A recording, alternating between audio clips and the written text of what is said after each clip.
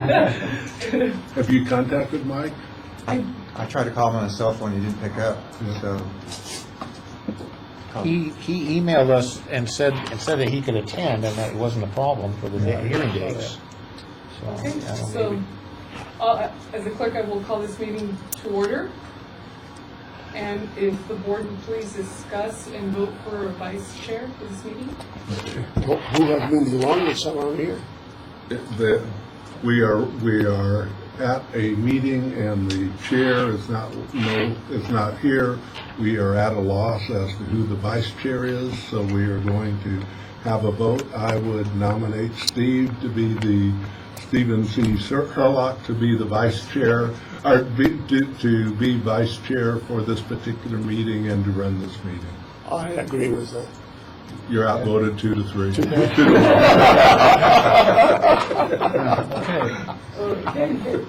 I hate to throw a fly into that ointment, but any vote has to be unanimous. There's only 3 of you. I guess I go along with that. And I have actually cleared you both okay. meeting script for you, sir. The meeting has already been called to order. It's 5:33 on Monday, June 19th. And we'll begin by asking the clerk of the board to conduct a roll call. Board Member Murphy, Here. Board Member Herlock, Here. Board Member Carmen, Here, and Board Member Stubblefield.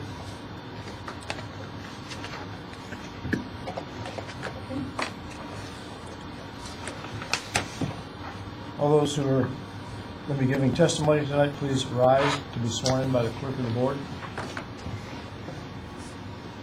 Please rise and raise your right hand. And at the end, if you would please say this. Do you solemnly affirm that the testimony you are about to give in the matter now pending before this board will be the truth, the whole truth, and nothing but the truth? Yeah, I do. Thank you very much. This evening, we'll be hearing petition number 870, petition of the City of Santa Paula for an interim variance from District Rule 29C, conditions on permits, violation of permit to operate number 08044. Will petitioner's representatives please state your names and positions for the record? Cesar Hernandez, Regulatory Compliance Specialist, City of Santa Paula. Tom Peterson, Operations Consultant for American Water in the Santa Paula operation. Johnny Guardiola, the Project Manager, Santa Paula Water Recycling Facility, American Water. So you Matt Peterson, American Water, City of Fillmore. and one of you is Peterson and the other is Peterson, right? Yeah. Who's who? Peter's son, O.N. You're Peterson and you're Peterson. Okay. So you're representing the city, the others are representing an No, operator? I am representing the operator. Is there anybody here representing the city? Yeah. Oh, okay. I didn't catch that. And what's your position again, Mr. Hernandez? Regulatory Compliance Specialist.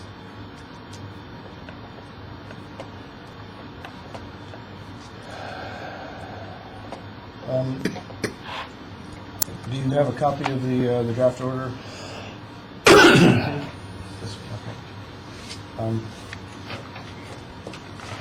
Before I ask you to read your petition, is there any parts of the draft order that are a problem for the city? Okay. Then will you please present your petition, your case? Thank you. Good evening, Board and APCD staff. My name is Cesar Hernandez, Regulatory Compliance Specialist for the City of Santa Paula. I'd like to thank APCD and the Board for providing this opportunity for the city to request for an interim variance. The city is very confident that the city's new operator, American Water, will continue to cooperate with and work with the agency and its staff on remedying the exceedance level at the water recycling facility of St. Paul, and return the facility back into compliance. So for any technical questions, I will rely on American Water and its staff to answer any questions. Thank you. we need some background, how you got to the situation you're in. Sure. Sorry if I read.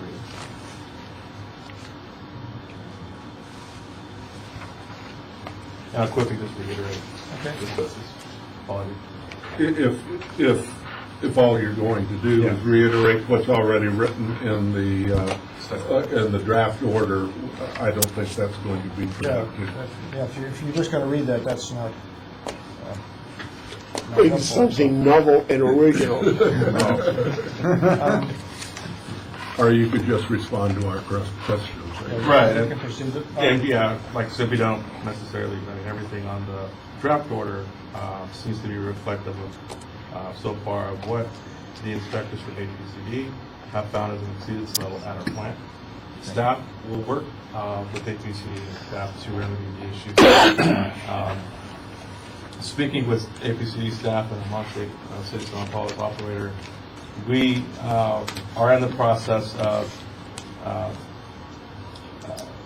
investigating the plant at the headworks to find where and why the exceedance levels are occurring over those samples that the APCD board has presented.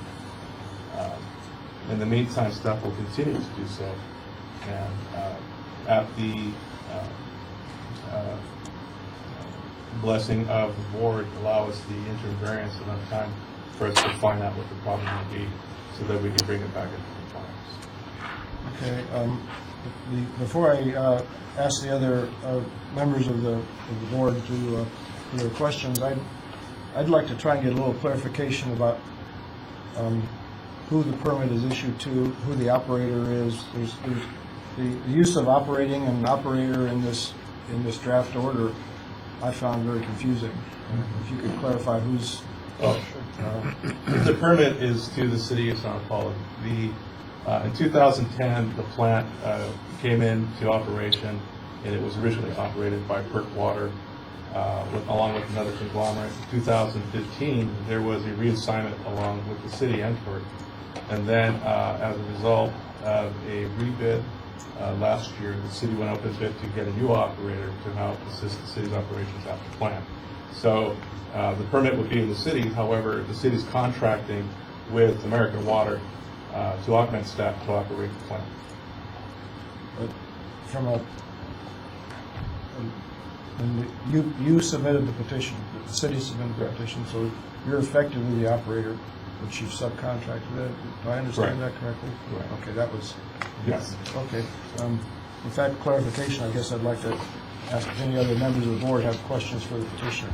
I have questions and a little bit more in depth along this, that originally there was, according to the background provided in the draft order, that there was a corporation, Santa Paula Water, that had a contract with the city for a term of 30 years to run the plant. And it seems like you had a very active April of this year, that you found the problem in April 11th, that the H2S was over limits, etc. Then 4 days later, there was a transfer of ownership operation from Santa Paula Water to the city of Santa Paula.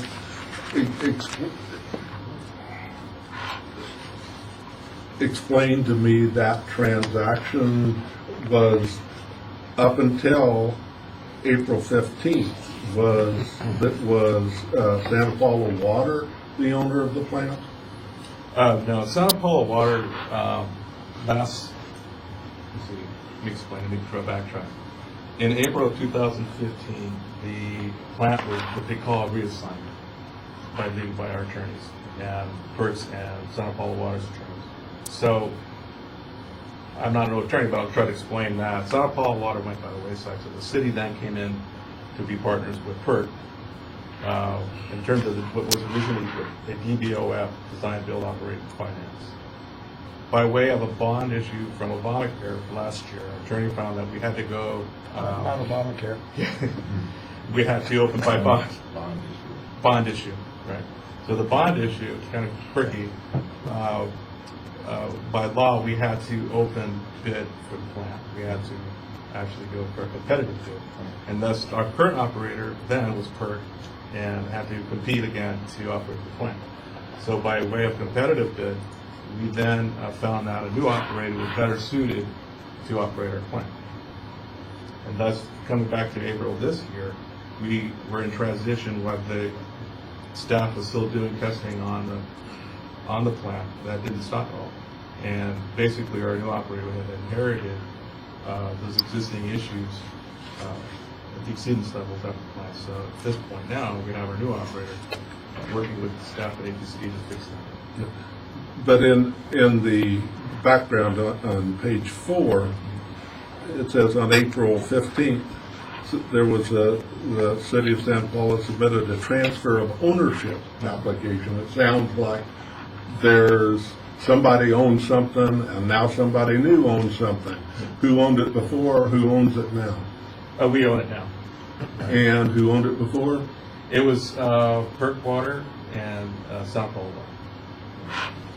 Is Santa Paula Water a for-profit operation? or Correct. is it both of them are? Both of them.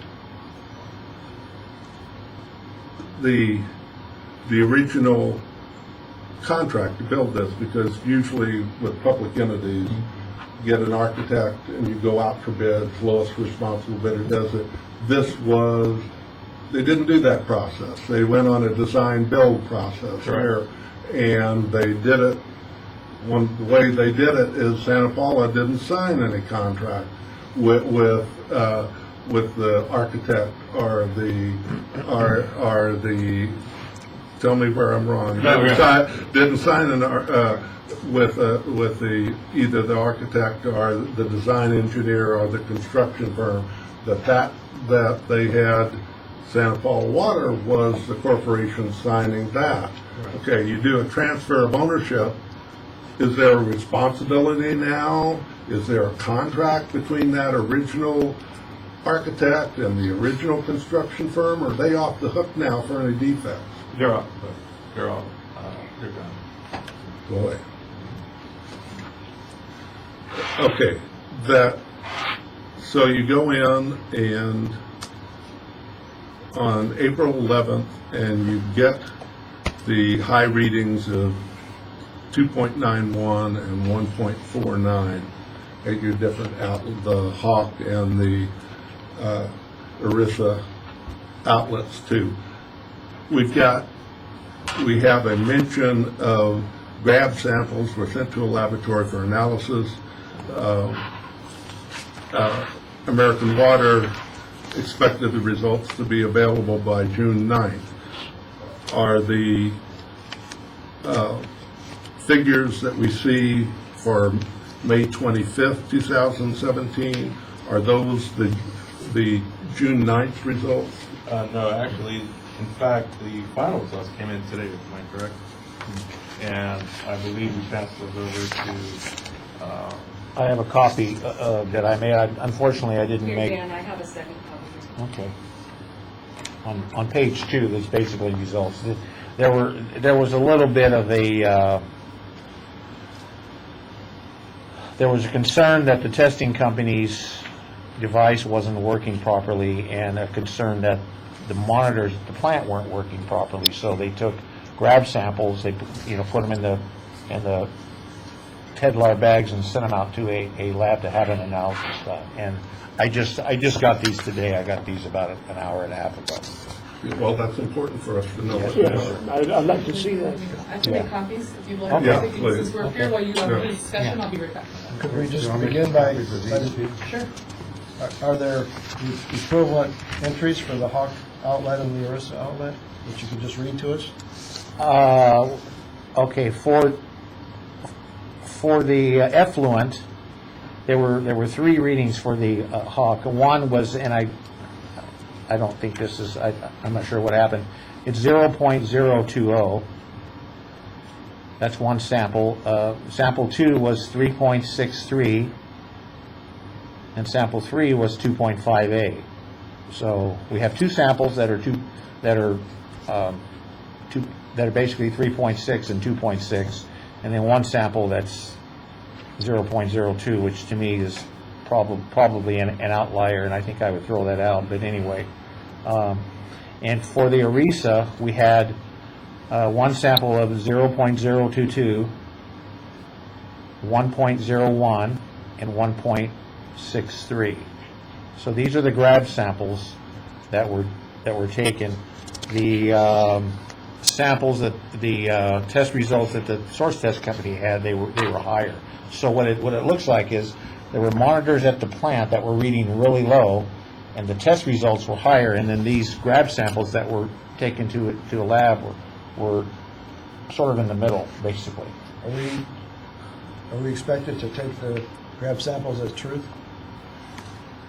Well, they were sent to a lab, and there was a regular analysis done. I am a little puzzled by the one set of results for each one that aren't like the other two. It makes me wonder if there was an error in taking those two samples. But I would trust for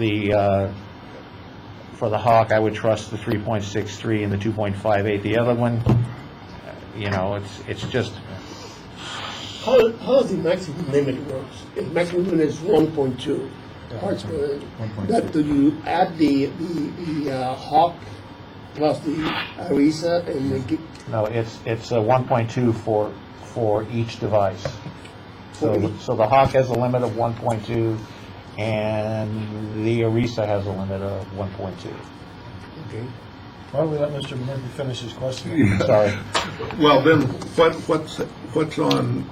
what is the May 25th, 2017 results? Because it doesn't talk about those anyplace else. Other than the 8.07 and the 3.34, where did that come Well, from? there was a test done by a testing company, I had her make some copies. and Stan had some copies made. Let me find my copy. I should have a copy somewhere. Part of the problem is in trying to figure everything out is that we did have differing test results, and it turns out though that even the samples that they took, which are probably the ones that we would tend to believe show that it's higher. Okay, there was a source test by the testing company done, and for the ERISA, for one run they're showing 3.24. For another run, they're showing 1.11, and a third run, they're showing 1.18. Is that contemporaneous with the June 9th? Well, the June 9th was the date that we were expecting the samples, but I believe those grab samples were actually, Same time. they were actually taken on May 25th? May Is that- 25th. Is that correct? Oh, okay. Yeah. Okay, and for the Hawk, I don't have an average, actually, Chris must have calculated it. I have an average of 8.07. I have one run that's in the 7s and 8s, another run that's in the 8s, 7s and 8s, and a third run that's in the 7s and 8s. So the aggregate average for those three runs is 8.07, according to the test. So the source test shows the highest numbers. Their monitors show low passing numbers, and the actual grab sample that was taken and was sent out to a lab shows that the Hawk failed. It looks like all the runs, and shows that the ERISA failed one of the runs.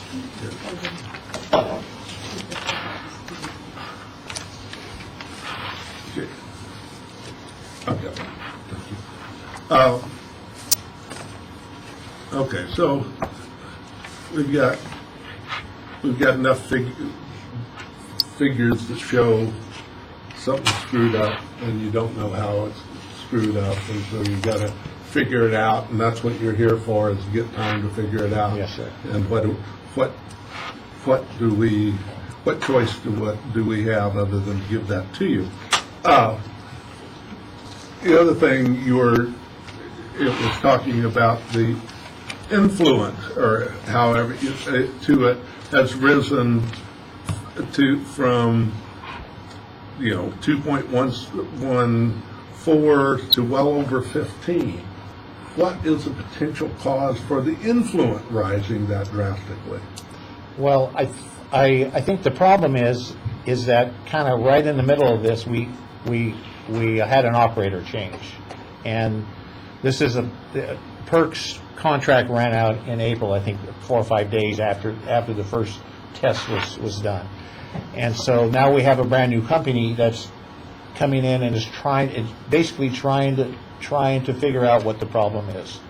And then, obviously, once they figure out what the problem is, how are they going to fix the problem? So that part of the issue is that we really haven't had enough time to really figure out the problem. They spent $47,000 on some carbon, which I think helped some, but it didn't fix the problem.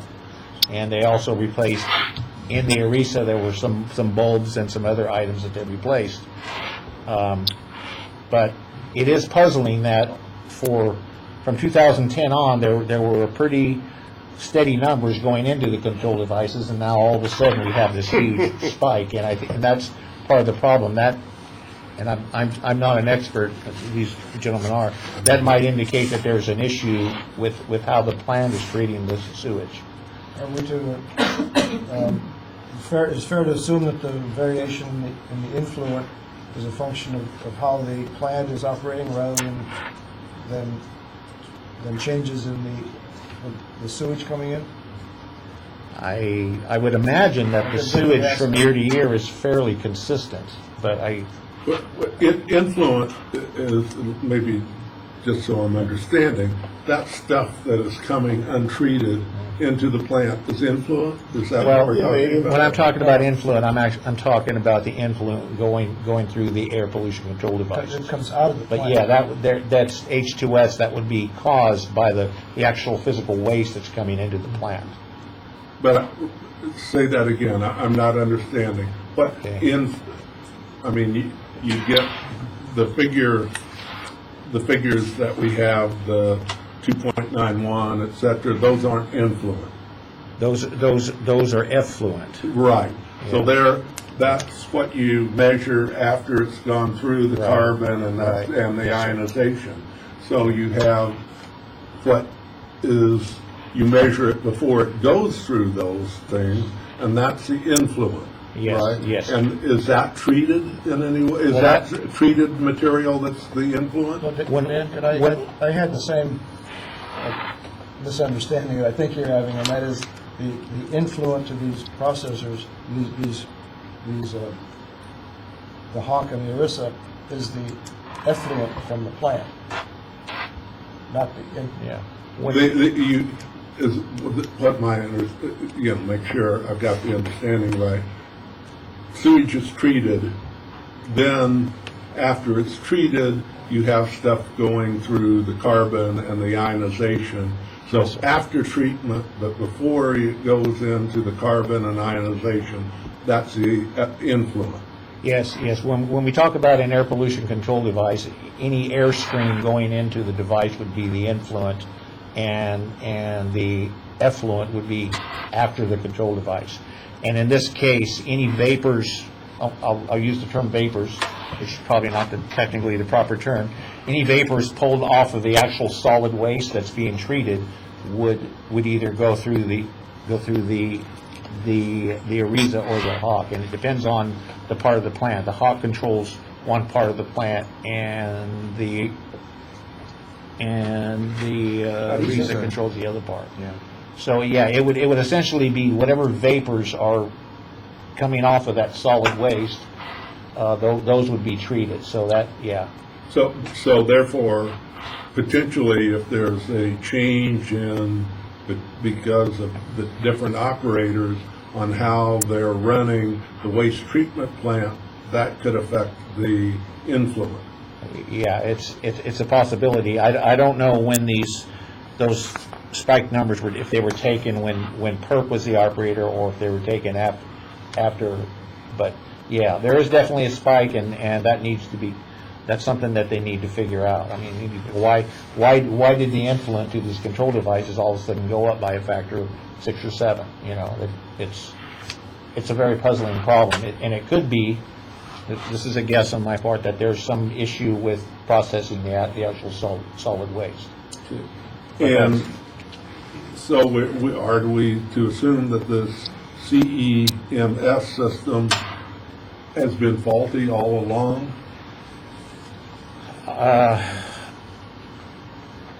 The SIMS results don't match these. The inlet CEMs were matching pretty well. It was Okay. the outlet CEMs that were showing very low readings. And they didn't show a violation actually either.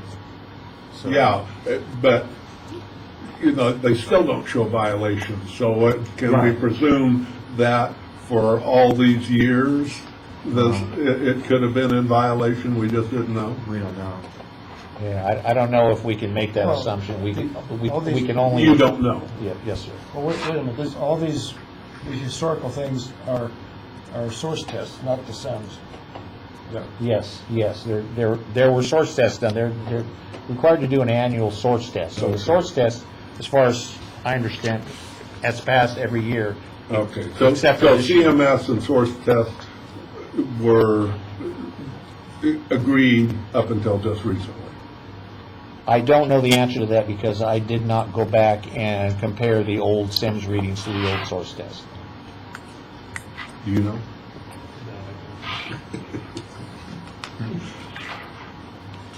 Okay, Any other board members have questions? Mr. Carmen? Well, I have the same question more or less that you have of the Santa Paula Water Company.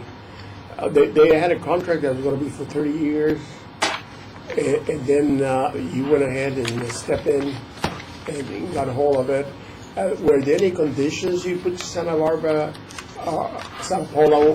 Paula Water that the equipment has to be in good working order before they make the transfer? Right, you always have that in our contract when you do new contracts, as we did with our new operator, let me put it this way. When the operator leaves, there's some deliverables that they have to. And deliverables will be by documentation about everything should be good standing order. And that's relative, obviously. So that was done on April 15, but on April 11, they started having your 4 days out. Right. Before it's when you start having bad numbers. It actually It's very funny looking. It is. It's kind of a head scratcher and disconcerting really at the same time because during the time of transfer with our new operator, we were still working with our old operator to transfer and help out our new operator to understand what's going on, how to work things, and that's where when we got NOV, we had a violation at the time. However, we asked our operator, what is it that you know up to this point? What's going wrong? Anything, just please tell us, because they were on our way out. They were gone. Because the new operator was going to inherit that and try to figure it out, hopefully not from scratch, and apparently we still don't know what that is. So in terms of everything in general and our equipment, it's in decent standing, but we don't know, as we're still trying to find out other equipment that may have been not in good shape by way of not negligence or no maintenance over a period of time, as we're trying to, we're assuming that's the case. As a practical matter, they did this design build to get around the requirements of going out to lowest responsible bidders. Other cities were doing it too at the time. This was the new thing to get our price lower.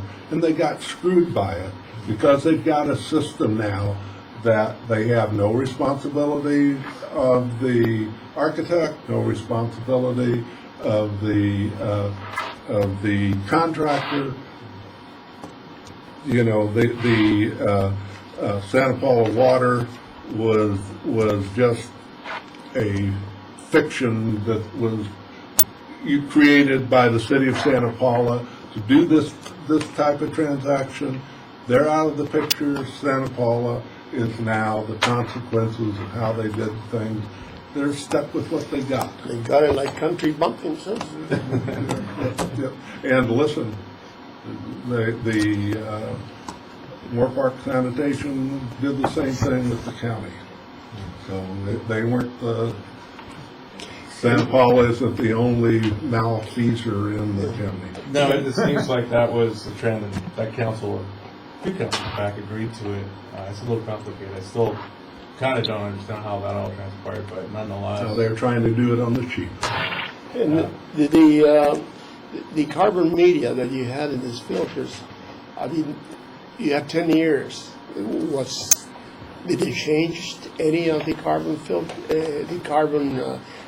the active carbon media in that time? Oh, I'll ask you supposed to find anything like that. Please go ahead. They didn't. Did they, Did they periodically reactivate it? I heard that the previous operator said that the carbon was previously contaminated, that they had some, did they tell you about this? That's why they replaced it, because they tested it to see if it could absorb the H2S, and it wasn't, it was spent, I guess is the correct term. So that's why they replaced it, to see if yeah, that but would. don't you think 10 years is a long time to between replacements? Yeah, I don't know, before, this was an event that happened relatively recently. And does anybody, you have this Horizon testing, were they checking the plant during those 10 years? We're assuming they did. We assume that they did maintenance on that. They did maintenance. Verizon's a test company. Yeah, the Right? PERC, it was the. Right, we're assuming the PERC did the PERC. test. I mean, that's where they have the contract. But the city didn't have any expert going to the plant? No. I mean, we relied solely on our operators to manage and take care of the plant. We just didn't have any staff, we didn't have to augment our staff, it just was too expensive. So we rely on them to take care of things and assume that everything works. Yeah. It's just basically, I guess some of the ionizer bulbs weren't working as well. They had to replace the bulbs because it was, there's 20 bulbs and 6 or 7 of them were not working. So that was another indication, another problem that they had. So we assumed if they replaced the carbon, replaced the bulbs, they could get the plant back into compliance, Right. but it didn't. It still didn't. Didn't happen. And I have the other one, the SEMIS system, that continuous monitoring. That one, you had any problem by May 2016, the reading didn't go up? When all the other ones went up, I don't know, I'm not sure. you know? On the SIM system? Do you know if there was any changes that we're aware of? Not that I'm aware of. I know that And American Water? yes, both, the carbon's all been changed, all the bulbs are in and running, and there have been 2 recalibrations of all of And the sensors. and the SAMs, has it been calibrated again? Have you been getting higher readings since it's been recalibrated? In the last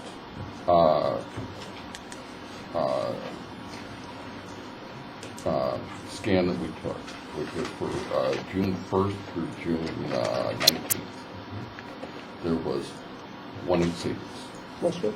1 effluent exceedance. So is it getting better? Yes. We don't know what the exceedance is or why yet. But we're supposed to match somewhat with the pollution you have in the plant. If the hydrogen sulfide is going up, should we reflect closely to some of the numbers we have here? Like, or how does it, it only tells you fail or pass? Or No, we have actual parts per million of that as measured going into and coming out of the pieces of equipment as seen there with the equipment installed in the compressor. so you say you can trust it now? Didn't say that. That takes a lot more experience. We've got 6 weeks worth of experience with this. It's going to take a lot more than that to come up with whether or not it's trustable. And there's other issues that have got to be chased down on that. Okay, is the exceedance the way the instrumentation is being read, what is being wired, what's the, what is the different types of data collection protocols that are going on. Well, I don't know, it seems that all the readings you have, they jump what I'm telling. I mean, like, this May reading on the Hawk outlet of 8.07 is 100 times more than the March 31st, 2016, that was 0.08. That's 100 times. Correct. So, one thing is for sure, that it cannot be just from the inflow of the sewer coming into the plants. Because unless you put 5 refineries next to the plant, you're going to have such increase in one jump. So either two things, that we're not taking the readings correctly all along, purposely, We or, have no history that came with the facility whatsoever. well, don't put your hand in your chest, because you have some Right. responsibility in this, All of you have responsibility on letting this thing go that bad for so long, that it all of a sudden it jumped. So, I don't know, it seems that this thing's like real fishy, 100 times all at once. There was extreme negligence, if you ask me. Okay, that's all I have. I have a few questions. We got the June 9th, we got the grab sample results. I had a question that I guess is kind of, we're all together here. I'll ask the district at the same time. Page 5, second paragraph, talks about the two notices of violation for the Hawk and the ERISA control systems. And then the third notice of violation was issued for improper operation of the SEM. On May 30th, the operator was this other company. It was neither the city nor, and I'm just wondering what this third notice of violation was all about, since it wasn't for the Hawk, the ERISA, it was for the facility. It was for the- Improper operation of the SEMS. Is that simply because they didn't agree with the results? Right, that's correct. Yeah, It isn't that you said you're doing something wrong, you just said they don't agree, therefore you're operating improperly. Right, because compared to the source tests, they weren't close as far as the readings. The inlet was good, but the outlet SEM readings were much, much lower than what the source testers were showing. So the violation is, there's something wrong with this, and therefore you're a violation for that, 'cause Right. it's in the permit. It's required by the permit to have the SEMs. SIMs are generally required to be relatively close to what the actual readings are, and in this case, we didn't feel that they were that close. Didn't sound like it.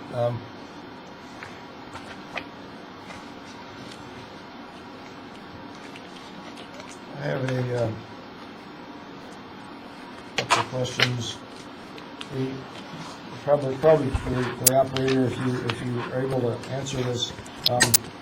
As far as the ERISA systems, I know you guys are new to them, but presumably if you're in this business, you kind of know how they work.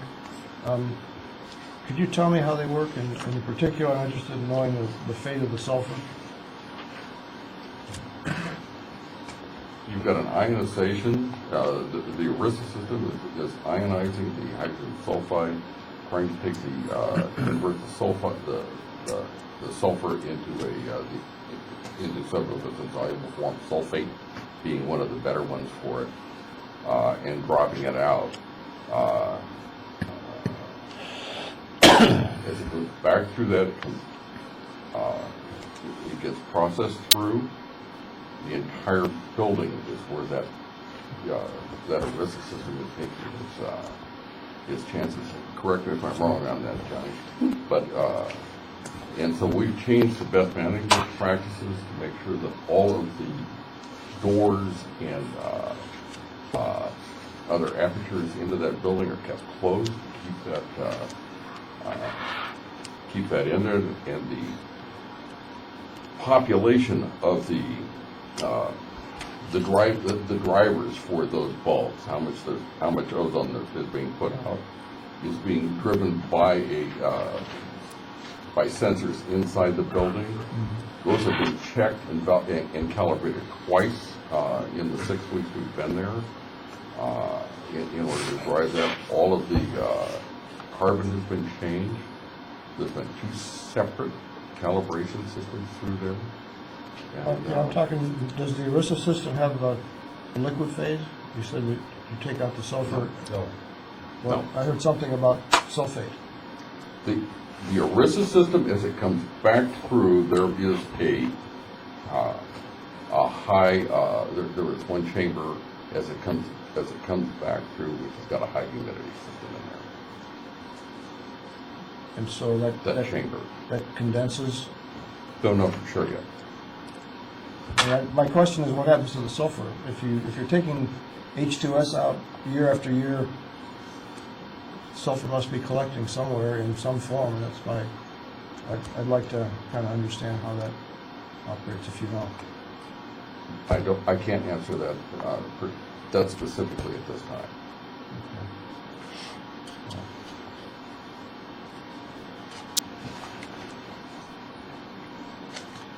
So a little bit back on the history with respect to the main motivator, the impetus for getting new contractor was primarily an upgrade that was funded by bonds, and that required you to go out for bids. Correct. Were there other issues involving arbitration or litigation with this prior contractor? Not to my knowledge.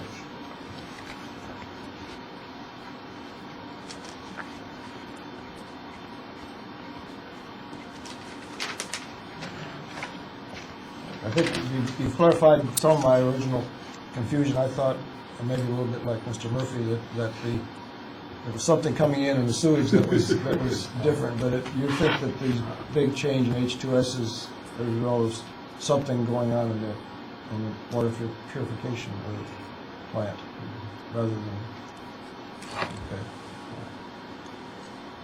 So this influence, is that what you call it, is the vapors that come off of your plant? Okay, yeah. So that was, probably should have understood that better, but I didn't. I welcome other people's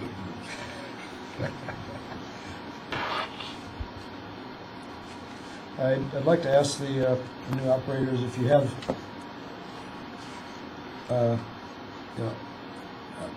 how are you attacking this problem? Or do you think you have enough speculation or guesses or estimates about what's going on that you know where to attack? Currently, we have taken and segmented the process vessels to bring some online, take some offline, bypass some of the, in the past, the design of the plant has some contact equalization chambers where sewage was held for long periods of time for processing at off-peak power rates during the middle of the night. We've taken those on and off to see if that changed the amount of hydrogen sulfide that was being produced. To find out whether or not we were going from a aqueous to a gaseous phase at some of the pump weirs and pump levels by cascading in and out of vessels.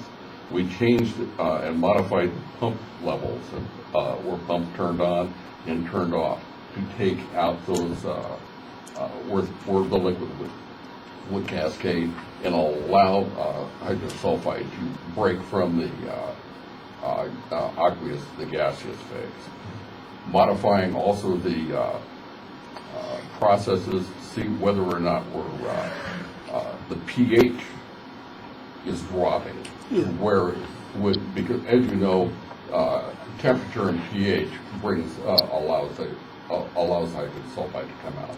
Also, we're we've got some biological activity reaction test order will allow us to be able to speciate the bacteria populations in there to see which particular types of sulfide-reducing bacteria we have, whether it is aerobic, anaerobic, which types, where we can particularly attempt to address those to try and maintain an environment in the activated sludge that allows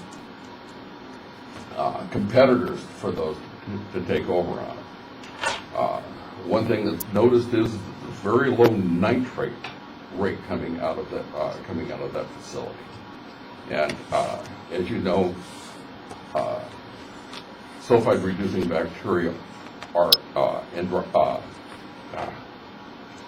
they will use the combined nitrogen in the combined oxygen and nitrate to live on. If they're and that will also prevent them from going after sulfate and other compounds for their respiration. So we're trying to check each phase as it goes through, find out what's going on, and eliminate the ones that are not affecting what's coming out. So far, we haven't found any particular process that is contributing the bulk of the problem. You're sort of following your nose, pun intended, to what's going on there. One of the bigger issues is because of the hydrogen sulfide in combination with ozone, most of the hydrogen sulfide testing equipment also will pick up the ozone, and it doesn't work. But that's on the instrumentation side? Right. Okay. Any board members have questions of the district? Well, about the only thing is, I would assume that you will incorporate the latest findings that you were given into the page, the graph on page 4 of the board order. That would be correct? That's a good point. You'd like me to add the grab sample results to the chart on page 4? Yeah. Yeah, okay. You may need another column to identify that they're different. Because the Hawk outlet and the Arisa outlets are, all the entries up to this point are the source testing company,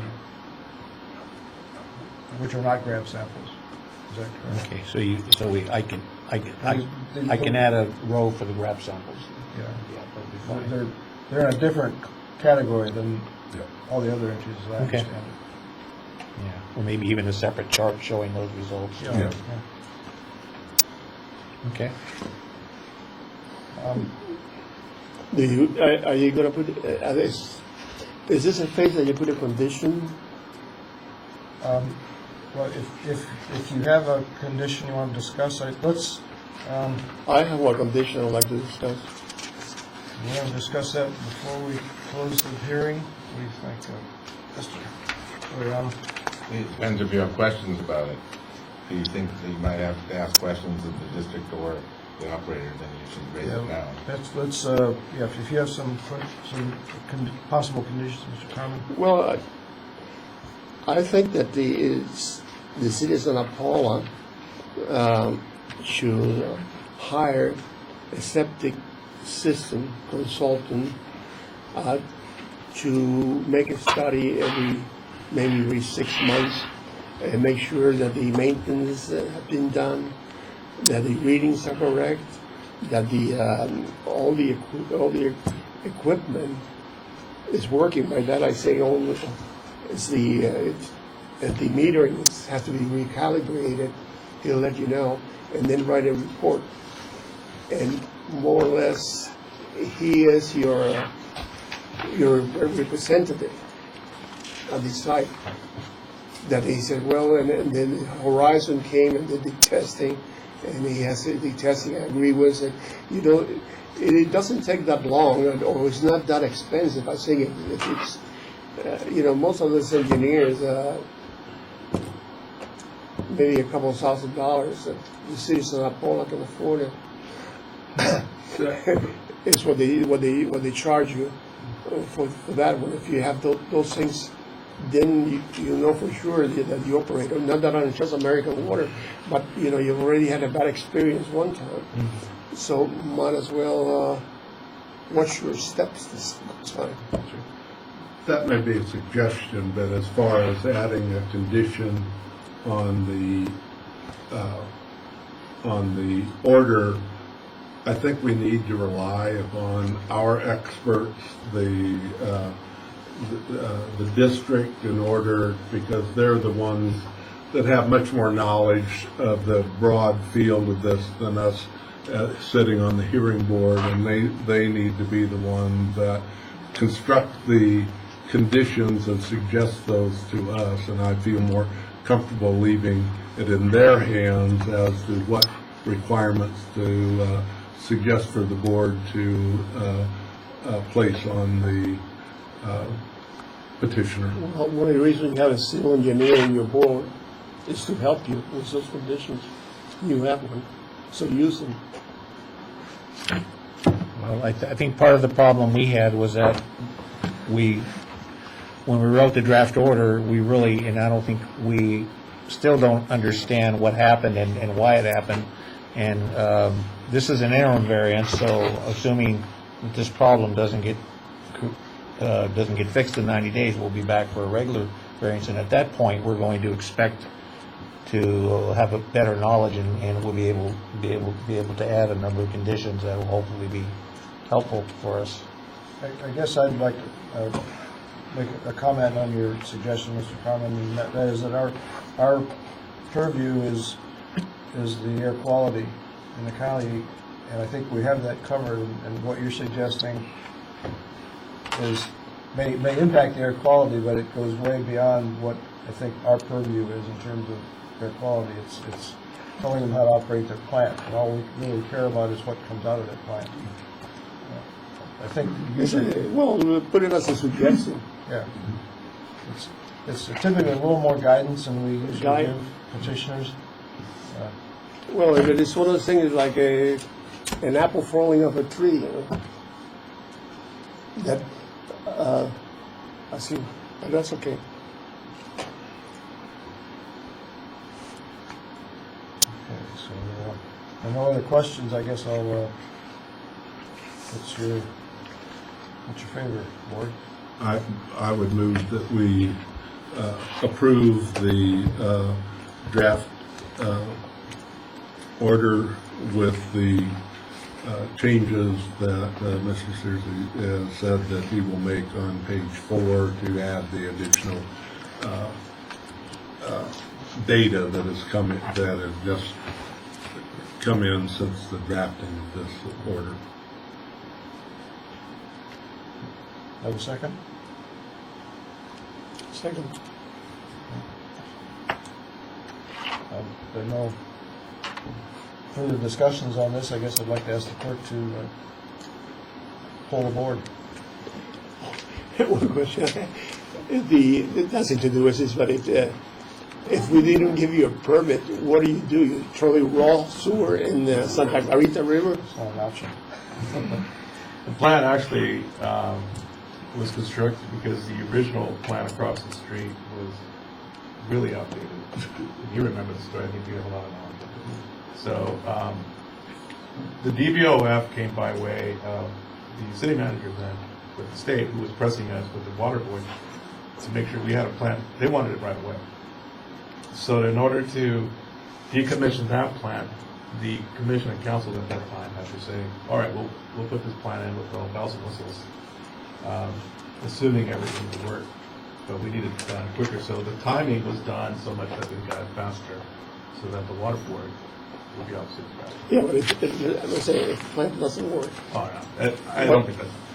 I mean, because the city of Santa Barbara, when they do it, they have an outflow, and then they've been 10 times when they have big storms. And Yeah. straight out. Yeah, no, the headwork's obviously very secure up, and obviously would not happen. I'm sure that the water board will, the regional will come down very, very fast. So, Okay. those days are gone. Obviously, that's why we have the plant we have. Great. Board Member Carmen? Vote yes or no? Okay. Board Member Murphy? Aye. And Board Member Hurlock? Aye. Your petition is granted. And, maybe you can solve this in time to not have another hearing, but if not, we'll see you again. Yeah, that sounds problematic, but we hope I so. think we'll probably be seeing you again. All right. No, thank you. Thank you, gentlemen. Board Member Hurlock, can I please have you adjourn the meeting, please? Oh, yes, the meeting is adjourned. Does the district have anything for us? There was another potential hearing, there were 2 dates that we all responded to, whether we were available, and I haven't heard. Well, I guess depending on this one, around September sometime, we may have a hearing. We may. No, it was not related to this case. Yeah, that Chris sent out a, 2 different, today's date and then another date for a potential for another hearing. Right, there was a second petition she mentioned. That one's probably not going to happen. Okay. However, we are going to have maybe another matter that I need to still look into, where we may schedule a hearing depending on the notice requirements for sometime in July. For the record, if there's a meeting in July, most likely we'll be in this room again since they closed the boardroom for renovations. and Okay, most so likely we'll close it. We're gonna have to have a board vote to change it. The current draft order has the next hearing being scheduled on or before August 28th. If he wants into September, which he has till September 17th, he'll have to amend the motion. Say that again. In the current draft order at the bottom of page 10, it says that Santa Paula has to come back on or before August 28th with the regular variance. Oh, If you want to extend that the full 90 days to sometime before September 17th, you've got to amend the order. You okay with that, Dan? Yes, sir. And I have to apologize. And I know that I'm making an excuse. I was out from May 15th till June 6th for having a new need put in. So this draft order was written while I was out, and I came back, and I'm just kind of trying to learn what was going on. So we want the date changed till September 17th? Yes, sir. I'd be. if any board members have. We need to reopen the, Yeah, you're reopening. You have to it. make a vote, right? Okay, You have to move to reopen and then move on the change. I have a motion to reopen the hearing. If that's what we need. give the name of the hearing.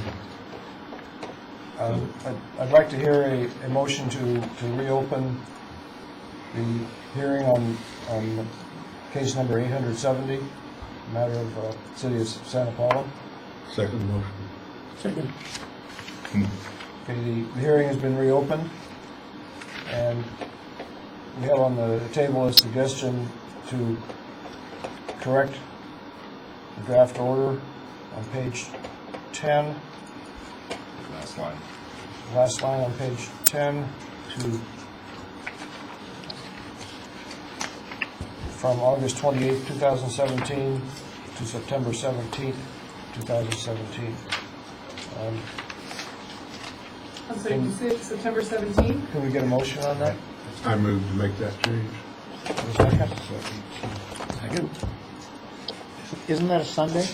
It's just on or before that date, Oh, okay. Gotcha. Okay. because that's the Sorry. 90th date. Before the date. You want to come on I Sunday? think can we get there with no objections, or do we need to take a vote? Oh, you might as well hold. Take a poll, okay? Okay, Board Member Hurlock, Aye. Board Member Carmen, Aye. and Board Member Murphy. Aye. So are there any other issues? If not, Close it again. we'll close the hearing again. All right. Okay. All right. Thank you again. Yeah. You did very good. I guess we'll nominate you vice chairman. We're probably about due for a new chairman. Yeah.